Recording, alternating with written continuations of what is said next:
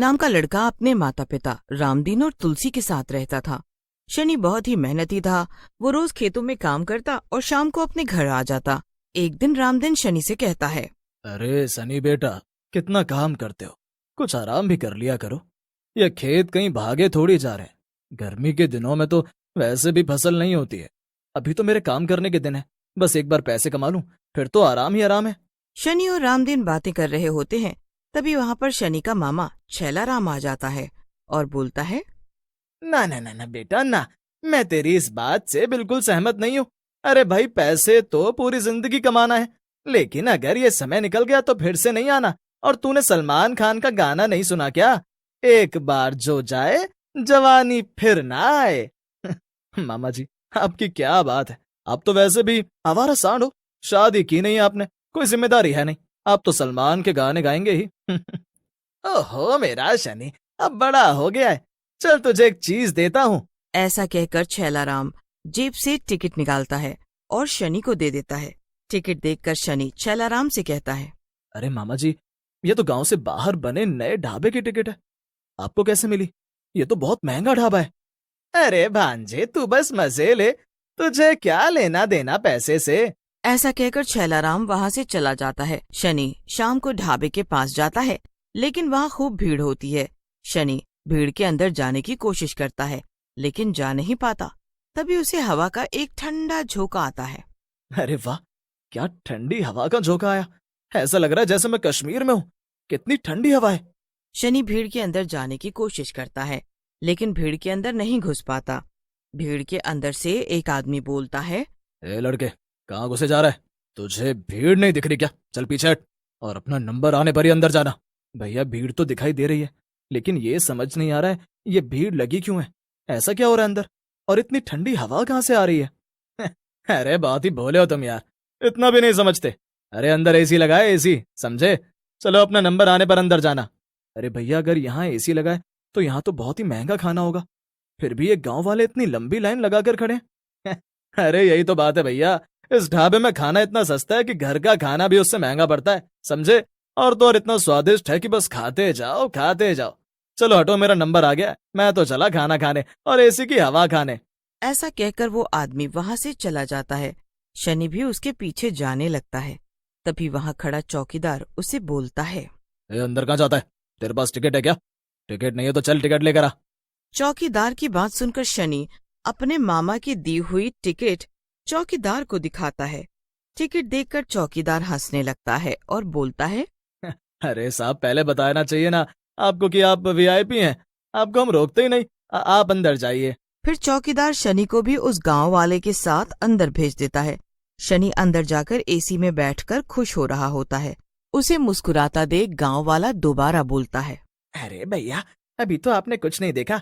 अभी देखो आपके लिए रोटी कौन लेकर आ रहा है। उसके बाद तो आप यहाँ के अलावा कहीं खाना ही नहीं खाएंगे। उसी समय एक सुंदर सी लड़की गांव वालों और शनि के लिए खाना लेकर आती है।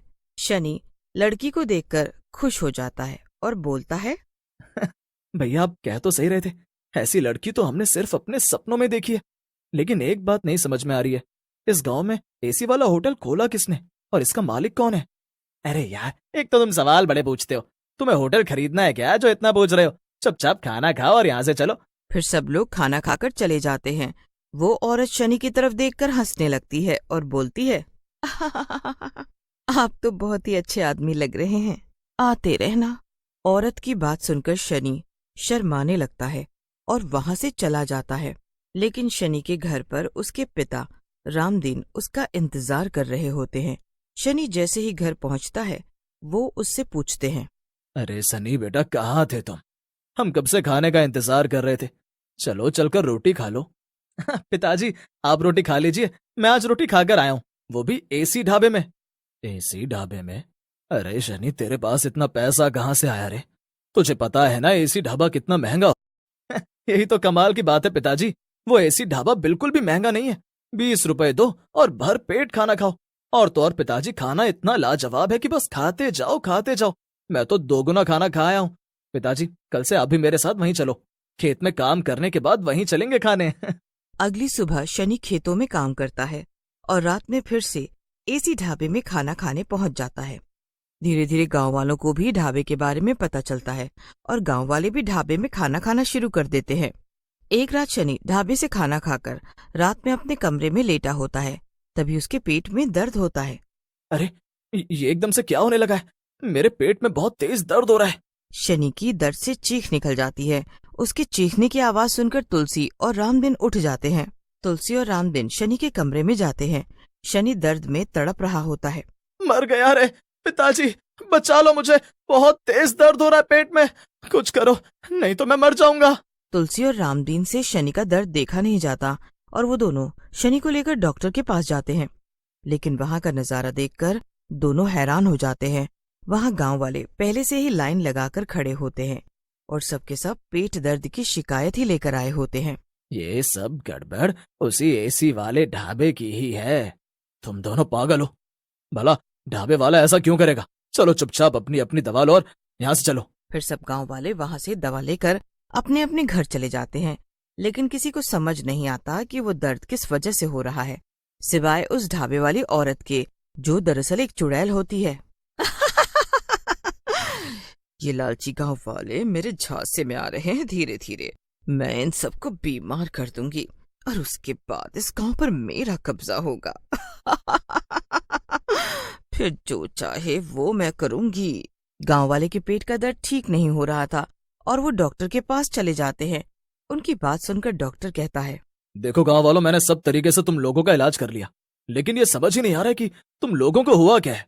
डॉक्टर की बात सुनकर गांव वाले घबरा जाते हैं, लेकिन चुड़ैल खुश होती है। खूब मजा आ रहा है इन बीमार गांव वालों को देखकर। ये सब ऐसे ही बीमार होकर एक दिन मर जाएंगे। गांव वाले दुखी होकर एक बाबा को गांव में बुलाकर लाते हैं और उन्हें अपने दर्द के बारे में बताते हैं, जिसे सुनकर बाबा बोलते हैं, मुझे तो तुम सब लोगों के दर्द का कारण वो ढाबा ही लग रहा है। मुझे लगता है हमें वहीं चलकर देखना चाहिए। ऐसा कहकर बाबा भेष बदलकर काका और शनि के साथ ढाबे में चले जाते हैं और जाकर एक टेबल पर बैठ जाते हैं। बाबा, ये वही ढाबा है जहाँ हम लोग खाना खाते हैं। यहाँ का खाना बहुत ही स्वादिष्ट होता है। तभी वहाँ वो औरत खाना लेकर आती है। बाबा उस औरत को देखने लगते हैं। बाबा को उस औरत में छुपी चुड़ैल दिख जाती है, लेकिन बाबा कुछ बोलते नहीं। औरत बाबा की टेबल के पास आकर खाना रख देती है और बोलती है, बाबा, आज आप मेरे मेहमान हैं। आज आपके लिए मैंने स्पेशल खाना बनाया है। एक बार खाओगे, बार बार आओगे। ऐसा कहकर औरत खाना रखकर वहां से चली जाती है। बाबा खाने को देखकर समझ जाते हैं कि उस खाने में जादू है और उस खाने की वजह से ही लोगों की तबीयत खराब हो रही है। फिर बाबा बिना खाए वहां से चले जाते हैं और गांव वालों के पास जाकर बोलते हैं, ये सब उस चुड़ैल का काम है जो औरत बनकर उस ढाबे में रहती है। तुम लोगों को समझ नहीं आया कि कोई इतने सस्ते में ऐसी ढाबे में खाना क्यों खिलाएगा।